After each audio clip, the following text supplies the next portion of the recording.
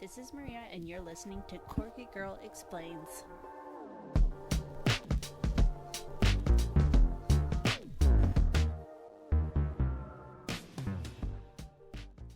Hi, everyone. This is Maria, and sitting across from me is Michael. Say hi, Michael. Hi. How are you today? Not bad. How are you? I'm good. Are you excited? Yep. Are you ready for this episode? Oh, yeah. Remember, this is a podcast where I tell stories from current or past news or just weird stuff that I found on the internet and even try to answer some of Michael's questions along the way. So let's get into it. This episode, so episode 2, I thought we can get into the holiday spirit. All right. But before we start with the main stories, I thought we could answering a few other questions from the last episode. All right. So the last episode we were talking about duct tape. So you said you were going to do some more research about it. Yeah, I did, and I do have something on it. It says here, this is from the chief historian at Johnson and Johnson. It says here the iconic tape was invented by an Illinois mom named Vista Stout, who wanted to save soldiers in World War II. In 1943, Stout had 2 sons serving in the U.S. Navy. She was working at the Green River Ordnance Plant near Amboy, Illinois. She noticed that the boxes of ammunition she was packing and inspecting had some flaws. They were sealed with paper tape with a tab to open them. Then workers dipped the entire box into wax and made it waterproof. But the paper tape was very thin, and the tabs often tore off, leaving soldiers, trying to open up these boxes while they were under fire, and they really couldn't. They were struggling. So Vista had an idea to create a waterproof cloth tape to seal the boxes instead. She suggested it to her supervisors, but she didn't find the support she was looking for. So on February 10th, 1943, she wrote a letter to President Franklin D. Roosevelt outlining the problem and her solution, complete with diagrams. And President Roosevelt was so impressed that he passed her letter onto the War Production Board, which mailed a letter to Vista letting her know that her idea for duct tape had been approved.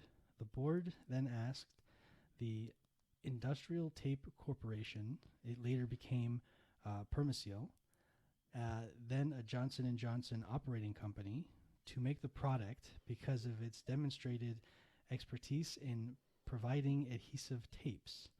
And the rest is history. The military called the waterproof cloth-backed green tape 100-mile-per-hour tape because it could be used to fix anything from fenders on Jeeps to boots. Oh, wow. Yeah, and soldiers actually still use duct tape today. Well, not just soldiers, but yeah. Everybody uses duct tape today. Wow. Yeah. Apparently, it even has its own fan website and festival. What? Duct tape has its own fan website and festival. That seems crazy. Oh my God. Yeah. So yeah, that's duct tape. Good for her. Yeah. Wow. Last episode, we also talked about you asked the question about the first prank call. I did. Pooey was the one. And the answer is no. Okay. So just a little tidbit about the telephones. It was invented in 1876. Okay. And a weird fact about that is Alexander Graham Bell invented the telephone. He beat Eliza Gray by a few hours. Really? Only a few hours? Only a few hours. Wow. Wink, wink. Okay. So I found this article from the first prank call from civilwartalk.com. And they found a journal from Electrical World in February 2nd, 1884. So the story goes, an undertaker from a funeral home in Providence, Rhode Island, received a call. The voice on the other end said, "Mr. Smith is dead. Please come quick." The voice gave an address, and the undertaker rushed out, loaded up his tools, and sped away.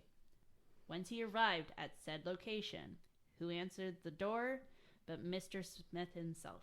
The undertaker had been fooled. He hangs his head and goes back to his office, and the next time the telephone rings, he thinks twice before he trusts it. Wow. So it was a prank call on the funeral home, Yeah. saying that this person had died, and then the guy from the funeral home gets there, and he's not dead. He's not dead. That's pretty. It's a pretty dark prank. It's a dark prank. I don't know how funny it would be. No. Also, I don't know how would the person that was on the phone like witness if they just called. Were they watching the entire time? Maybe they were Mr. Smith's neighbor. Yeah, he's a neighbor. How old were they? Because I feel like this is like maybe funny for like a preteen, 12-year-old boy. Definitely. But like, it's kind of eerie. Another thing that the article from civilwar.com mentioned was that this actually still happens. People will still call funeral homes. Really? And say something similar to this. And I'm like, teach your kids better. Teach your kids better. That's pretty bad. Eerie. But I guess that apparently is on record as the first prank call. It's like, could have found something else. Yeah, it's not even a good prank. No. The one of the main stories, I was thinking we could do something Halloween. So yes, I get it. Halloween is long past. By the time this airs, it's been a while. Yeah. But do you have any, before I start with the main story, do you have any Halloween facts for us? I do. I have just a few. So I got this from 10best.com, and it says here, candy corn was originally called chicken feed. Ew. Created, in the 1880s by George Renninger. It was sold to the masses by the Jolette's Confectionery Company, now Jelly Bean Co., at the turn of the century. Because corn is what was used to feed chickens, the creation was called a chicken feed. And the box was marked with a colorful rooster. You imagine if they kept that name? Yeah. Like, nobody really like, do you like eating candy corn? I've tried it, I think once. It wasn't my favorite. But like, if you go and sit down and eat a bowl of candy corn, by like the fifth piece, you're kind of over it. Yeah. So like, you imagine, I'm gonna have a bowl of chicken. What do they call it? Chicken feed. Chicken feed. Chicken feed. Yeah. Yeah. And I remember it's kind of hard candy. It's not it's really. It's like slightly hard on the outside. Like if like you a actually gel think, on the inside. yeah, it's like yeah. Yeah, it's terrible. The main story from Ireland, and I found it word by word on a website called bbc.com. Originally, I saw a clip on TikTok, but just to find it, I had to do some research.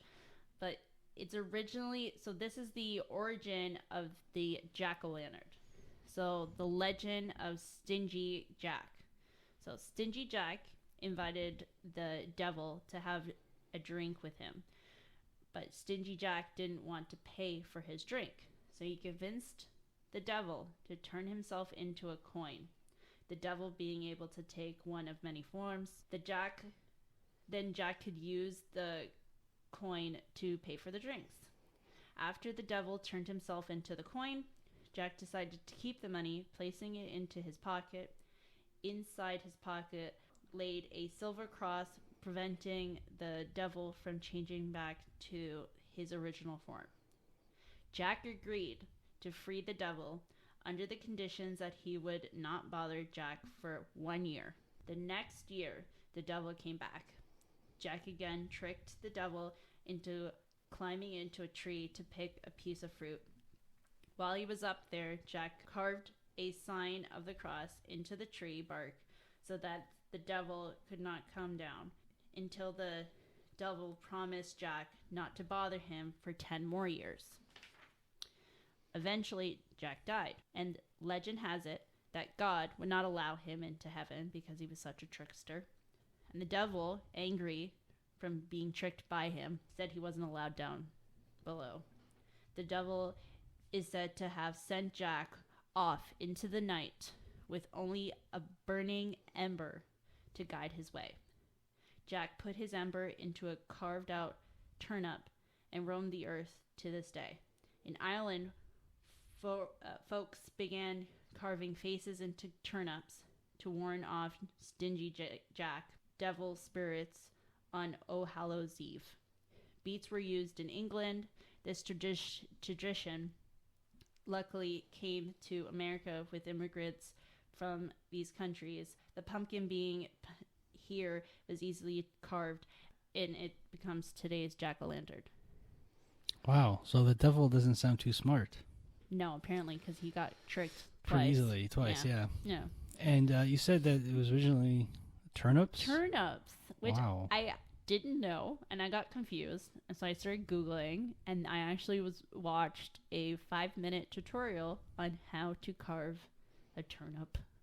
Really? Yeah. Is it easy? No. I would assume that pumpkins are a lot easier to carve. Oh, yeah. It's more hollow, I guess, and I guess it makes it easier that it's mostly goop inside there. Yeah, I mean, because pumpkins are hollow. What else is hollow that you can kind of carve into? Nothing really. Yeah. Yeah. But like turnips, like first you got to find like a big enough turnip, because these days you try to find one and it's like the size of an apple almost. True. Yeah. But like I kind of liked the at the end of the tutorial she had like a row of them and they look creepy. Really? It just looks like, you know, those like shrunken heads. You've ever seen shrunken heads? Yeah. It kind of looks like that. Really? It has that vibe where it's just tiny little heads. Yeah. Just all aligned, but you can't light those up. She had like a little. Oh, she used like those plastic like Dollarama light candle thingies. What do you call So them? they were actually lit up? No, they were not fire. She used like candle, those fake candles. Okay. That you put a battery in it. Yeah. But like I would assume that they used actual candles back then. Yeah. But I guess it was outside, so it wasn't really that big of a deal if it caught on fire. I don't know. But it kind of looks it definitely looks a lot creepier. It'd scare me off. If I saw that in public, I would definitely not go to that house. Really? Yeah. Last episode, we also had you had a question about Santa Claus. So, do you have a mini fact about Christmas? Yeah, I do. The Christmas facts. It says here, 1 in 3 men wait until Christmas Eve to do their shopping. That makes sense. Yeah. Another one is Christmas trees usually grow for close to 15 years before they can be sold. Wow. Yeah. Yeah. Okay. So, my main story is, was he trying to look for Santa? Which, the question is Santa real? Was Santa around then? Yeah. So Santa is actually a real person. Yes. Yeah. So I found most of my information from stnicholascenter.org, and then I did search Wikipedia for a few just to make it easier for me to read. So the true story of Santa Claus began with Nicholas, who was born during the 3rd century in a village of Patara in Asia Minor, which is now known as the southern coast of Turkey. His wealthy parents, who raised him to be a devout Christian, died in a pandemic while Nicholas was still young. So it made him an orphan. Nicholas used his whole inheritance to assist the needy, the sick, and the suffering. He dedicated his life to serve God and was made bishop of Myra while still a young man, which is that's actually a good accomplishment. Usually bishops don't become bishops until later in life. So yeah. Bishop Nicholas became known throughout the land for his generosity and those in need, his love of children, and his concern for sailors and ships. Bishop Nicholas became known throughout the land for his generosity to those in need. The anniversary of his death became the day of celebration, St. Nicholas Day, December 6th. There are many stories about St. Nicholas throughout time. One story tells the story of a poor man with 3 daughters. In those days, a young woman's father had to offer their husband something of value, a dowry. Okay. A large dowry, a better The larger the dowry, a better chance for the young woman to find a good husband. Without a dowry, she can't get married. Wow. This poor man's daughters, without a dowry, were therefore could possibly go into slavery, be sold into slavery. Oh, wow. Yeah. Mysteriously, on 3 different occasions, a bag of gold appeared in their home, providing the needed dowries. A bag of gold tossed through the open window are said to have landed in stockings and shoes left before the fire to dry.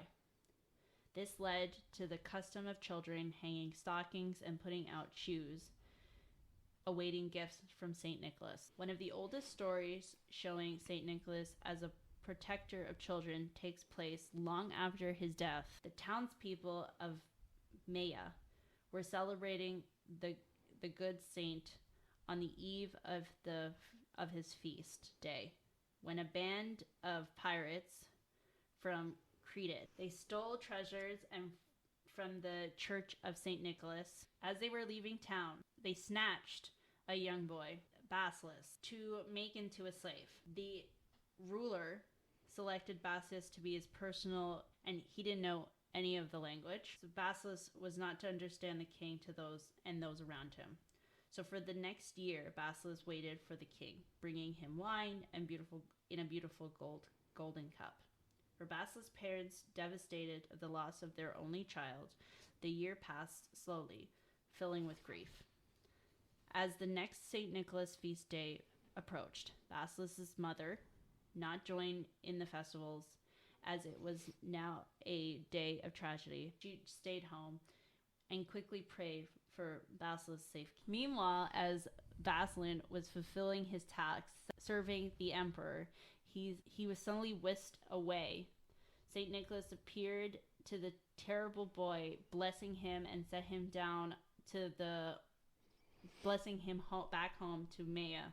Imagine the joy and wonder when Basilius amazingly appeared from before his parents, still holding the king's golden cup. This is the first story told of St. Nicholas protecting kids, which becomes his role in the West. That's it. Wow. Do you have any tidbit about this? About my story? The story? No, it's like I knew he was a saint, and yeah. Santa is real. Yeah, I've always said Santa is real. Yeah. It's just not. He's just not the guy that you see on the commercials. No, if you look at photos of him from, like, not photos, I mean drawings of him when he was a saint, a bishop, and all that. Like, he's not a big guy. He's pretty, very slim. He's not really wearing like the hat or any of that stuff. I don't remember seeing him in green though. So now I'm gonna have to go back and look because I could have sworn. No, I don't think he was wearing like bishop clothes. Yeah, like I mean, there's different theories on why they changed to a red coat. Some people say, it's because Coca-Cola was red. Other people say that just looked better aesthetically because, the rosy cheeks and the red nose and, it just kind of looked better with a red suit. He looks more friendlier, maybe. I don't know. He still looks like he just looks like an older, like an average older man, bishop, I guess. Yeah. So that's the end of this episode. Great. Did you have any ideas of what we want to talk about next time? Do you have any like suggestions? Anything you want to hear about? I can't think of anything right now. Really? Why? What do you want to talk about? I think we should do a Canadian episode. Okay. Yeah, that'd be nice. We're here. Yes. That'd be nice. I feel like that would be a good vibe. Sure. I have to find some stuff on Canada. All right. So that's it for this episode. Thanks, Michael, for sitting with me and listening to my weird stories. Say bye. Bye.